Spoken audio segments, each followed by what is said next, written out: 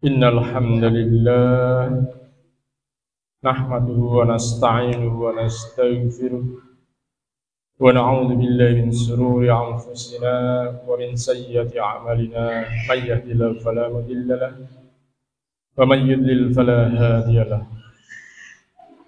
Asyhadu an la ilaha illallah wahdahu la syarika lahu wa asyhadu anna Muhammadan abduhu wa rasuluhu la nabiyya ba'dahu.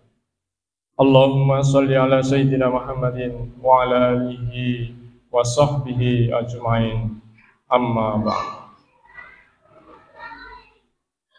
Faya ayyuhal hadiruna rahimakumullah, usini nafsi wa iyyakum bitaqwallah, faqad fazal muttaqun. Qala Allah ta'ala, a'udzu billahi minasy syaithanir rajim, bismillahirrahmanirrahim. Ya ayyuhalladzina amanu taqullaha haqqa tuqatih wa la tamutunna illa wa antum muslimun. Wa qala idzan syahru ramadhan alladzi unzila fihi al-Qur'an hudan lin-nas wa bayyinatin minal huda wal furqan. Shadaqallahul adzim. Alhamdulillah, segala puji hanya milik Allah, Zat yang maha kuasa atas seluruh alam semesta, yang menghidupkan dan mematikan, yang memberikan petunjuk dan hidayah kepada siapa yang Dia kehendaki. Salawat dan salam semoga senantiasa dicurahkan oleh Allah kepada Rasulullah sallallahu alaihi wasallam, para sahabat, keluarga dan umatnya hingga akhir zaman.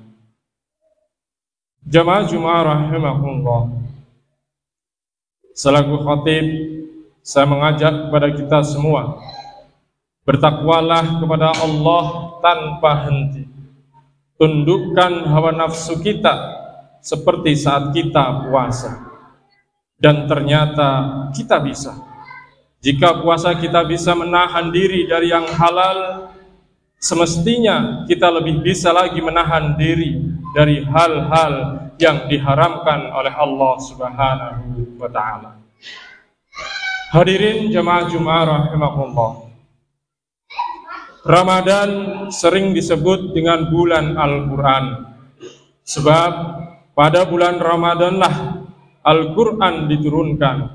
Allah Subhanahu wa ta'ala berfirman, Bismillahirrahmanirrahim, Sahru Ramadan alladzi unzila fihi al-Qur'an hudan linnas wa bayyinatin minal huda wal furqan.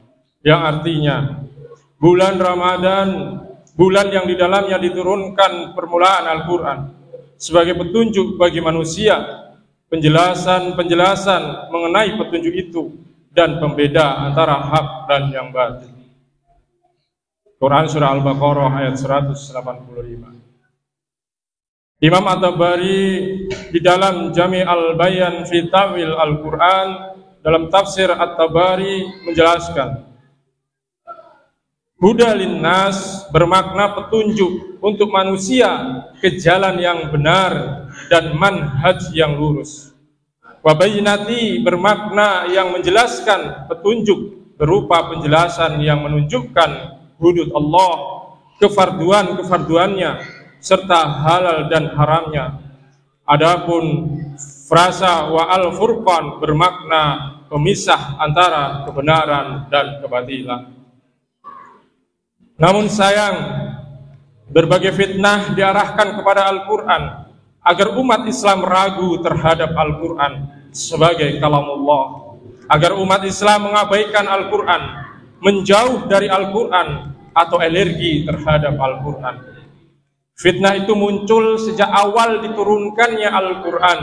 Kenyataan itu digambarkan oleh Allah Subhanahu wa ta'ala dalam firman-Nya, Bismillahirrahmanirrahim. Wa qala alladhina kafaru la tasma'u li hadzal Qur'an walghaw fihi la'allakum taghlibun. Yang artinya, orang-orang kafir berkata, janganlah kalian mendengarkan Al-Quran dan buatlah hiruk pikuk terhadap Al-Quran itu agar kalian menang. Quran surah Fussilat ayat 26. Di masa sekarang Sebutan dan stigma negatif diarahkan pada Al-Quran dan ajarannya, yakni ajaran Islam. Ayat-ayat Al-Quran dituduh menginspirasi ekstremisme, bahkan terorisme, seperti ayat-ayat tentang jihad dan perang. Al-Quran juga distigma bisa melahirkan radikalisme.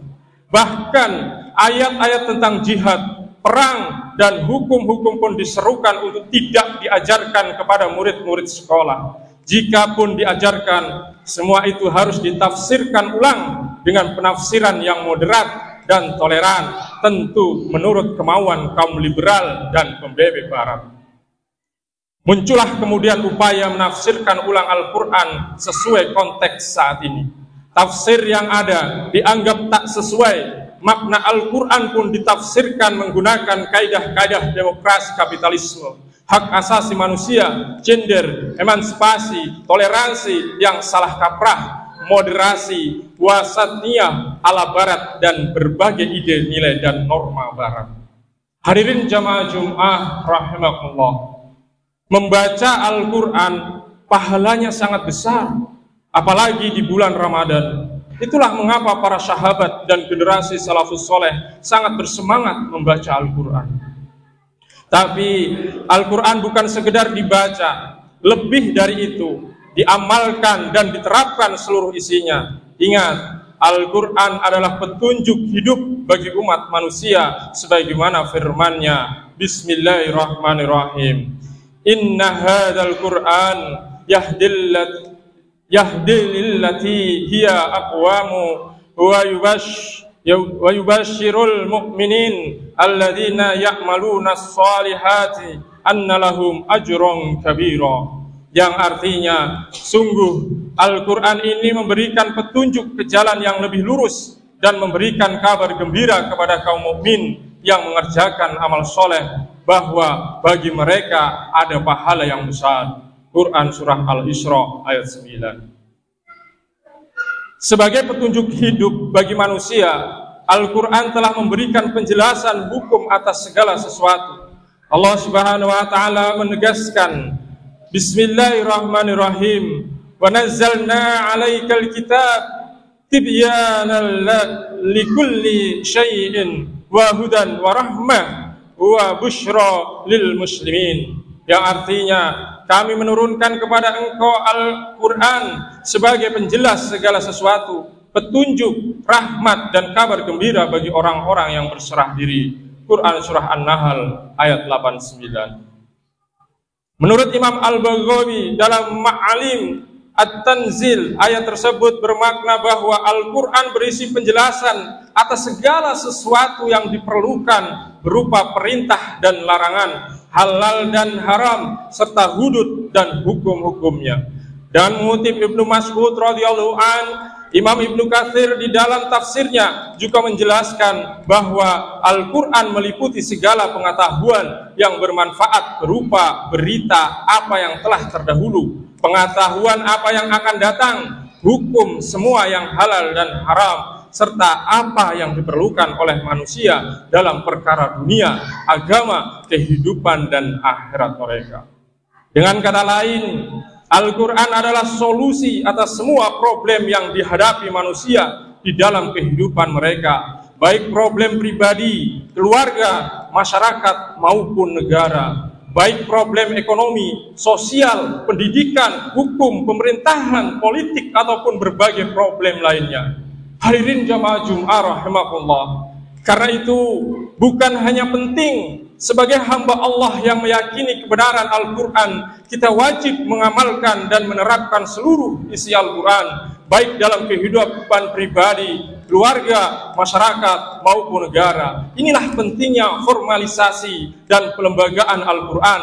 Inilah pentingnya negara menerapkan Al-Quran dalam seluruh aspek kehidupan. Inilah yang dipraktikkan oleh Rasulullah Sallallahu Alaihi Wasallam di Madinah ketika itu Islam pertama mendirikan negara, dan dilanjutkan oleh Khulafa Rasyidin dan para khalifah setelah mereka sepanjang sejarah kekhilafahan Islam. Inilah yang menjadikan umat Islam menjadi umat terbaik dan mencusuar peradaban. Maka saatnya Ramadan menjadi titik tolak kita untuk mendomani Al-Quran dengan nyata sebagai wujud ittiba kita kepada baginda Nabiullah Muhammad sallallahu alaihi wasallam. Bukankah Allah Subhanahu wa taala telah berfirman, Bismillahirrahmanirrahim, fa imma ya'tiyannakum minni hudan famanittaba'a huda fala yadillu wala yasqa, yang artinya, jika datang kepada kalian petunjuk dariku, maka siapa saja yang mengikuti petunjukku, ia tidak akan sesat dan tidak akan celaka. Jemaah Jumat rahimakumullah, oleh karena itu, marilah kita sama-sama terus mempelajari Al-Quran, memahami Al-Quran, dan mengamalkan Al-Quran dalam segala aspek kehidupan kita. Barakallahu lakum fil Qur'anil azim, wa nafa'ani wa iyyakum bima fihi minal ayati wa dzikril hakim, wa taqabbalallahu minna wa minkum tilawatahu wa innahu was-sami'ul alim. Wa aqulu qawli hadza fa astaghfirullahal azim, innahu wal ghafurur rahim.